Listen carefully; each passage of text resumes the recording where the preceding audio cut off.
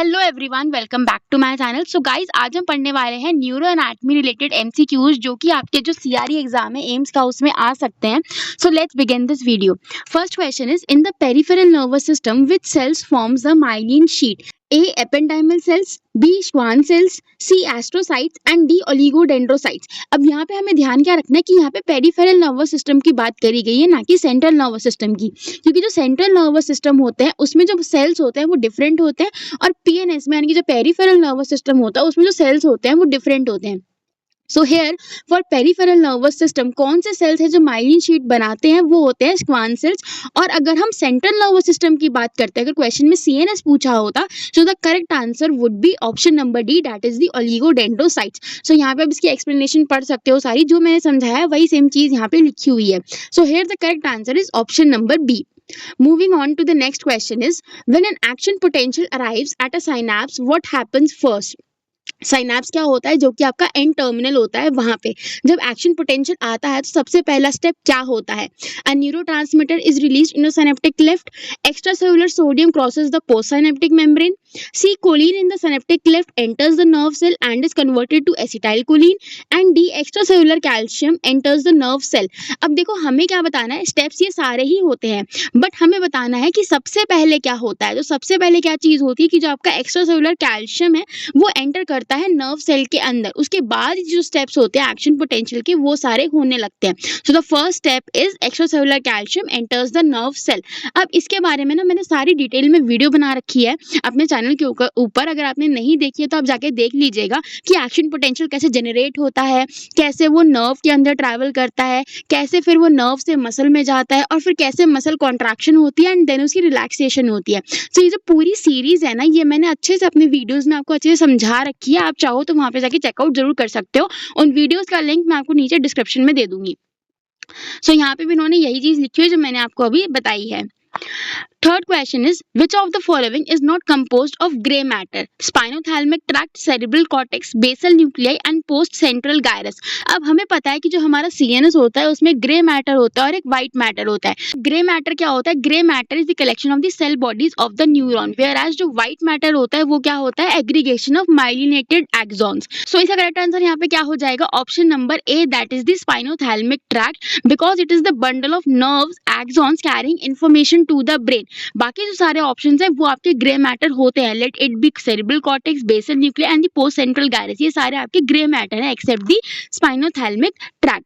Moving on to the next question is the hypothalamus does all of the following except one, which one? यानी कि इन चारों options में से hypothalamus क्या एक चीज नहीं करता? It is the autonomic control centre, ये तो है। It directs lower CNS centres to perform actions, ये भी चीज ये करता है। It produces the rigidly programmed automatic behaviours necessary for survival, ये चीज तो हाइपोथैलेमस नहीं करता। So option number C is wrong. And D, it performs many homeostatic roles. So ये भी हाइपोथैलेमस करता है, बस एक चीज जो नहीं करता वो है ऑप्शन नंबर सी। और जो ऑप्शन नंबर सी है फिर ये वाला काम कौन करता है ब्रेन का? तो वो करते हैं हमारे ब्रेन स्टेम। ठीक है, so brain stem performs this function rather than the hypothalamus. Next question is where does the spinal cord start and finish, यानी कि शुरू कहाँ पे हो रही है और खत्म कहाँ पे हो रही है। सो अगर आपने बीडी चौरसी एनाटॉमी की पढ़ी है तो इसका आंसर आपको जरूर पता चल गया होगा कि इसका सही आंसर होगा option number A, that is it extends from the foramen magnum to L1 and L2 vertebrae. So the correct answer here is option number A, क्योंकि उसके बाद आपकी स्पाइनल कॉर्ड है वो आगे नहीं जाती है। Next question is what is true about the spinothalamic tract? It is descending pathway that carries sensory information, it is descending pathway that carries motor instruction, see it is an ascending pathway that carries sensory information and D it is ascending pathway that carries motor instruction. अब देखो सीधी सी बात, अगर मैं आपको ये बताऊं, मान लो आपको ट्रैक्ट्स नहीं समझ आते, आपको बहुत कंफ्यूजिंग लगते हैं, तब भी आप ना ये क्वेश्चन करके आ जाओगे अगर आप थोड़ी सी अपनी कॉमन सेंस भी लगाओगे।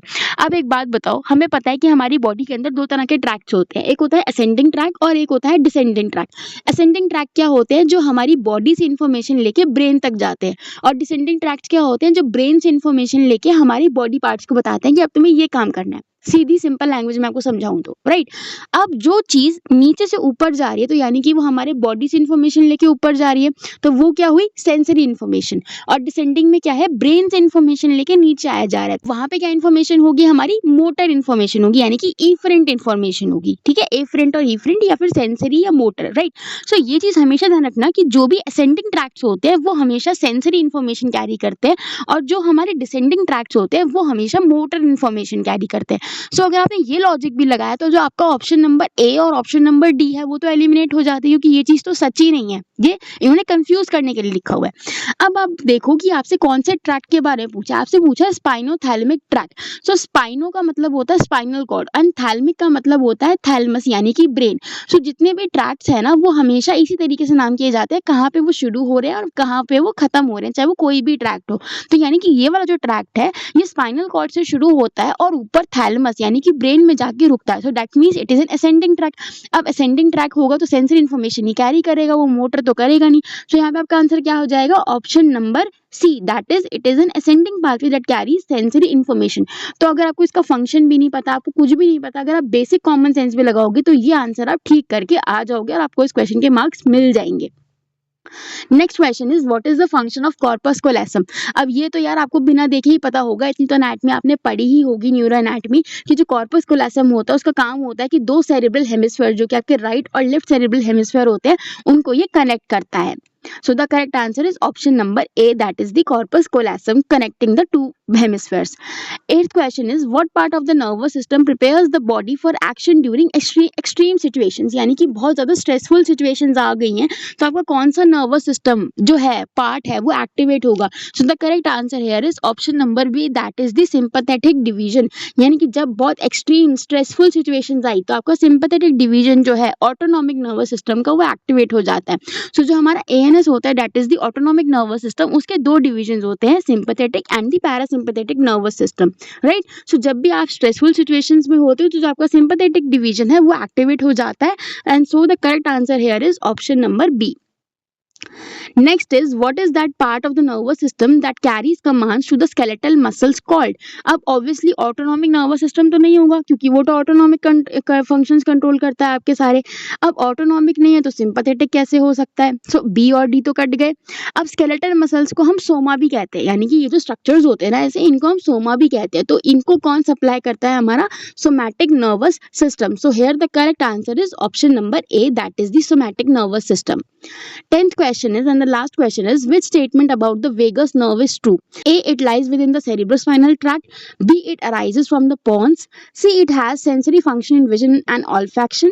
And D, it carries parasympathetic motor impulse। अब हमें पता है कि जो हमारी ये जो वेगस नर्व होती है, it is the 10th cranial nerve, right? So 12 में से जो 10वें नंबर पे नर्व आती है हमारी cranial nerve वो होती है वेगस नर्व। अब इसके बारे में क्या इन्फॉर्मेशन यहाँ पे सही दे रखी है, so correct answer is option number D, कि ये जो नर्व होती है ये पैरासिम्पैथेटिक मोटर इंपल्सेस कैरी करती है अप्रोक्सीमेटली 90%, और ये जो होती है आपकी मेडुला ऑब्लोंगेटा के पास से अराइज होती है mainly. So correct answer is option number D. So guys अगर आपको कोई वीडियो में डाउट है या फिर आपको चीज़ नहीं समझ आए तो आप मुझे कमेंट्स में ज़रूर पूछ सकते हो, और अगर आपको ऐसी ही वीडियोज़ और चाहिए तो इस वीडियो को ज़्यादा से ज़्यादा लाइक करना, शेयर करना और मेरे चैनल को भी सब्सक्राइब कर देना। Thank you so much.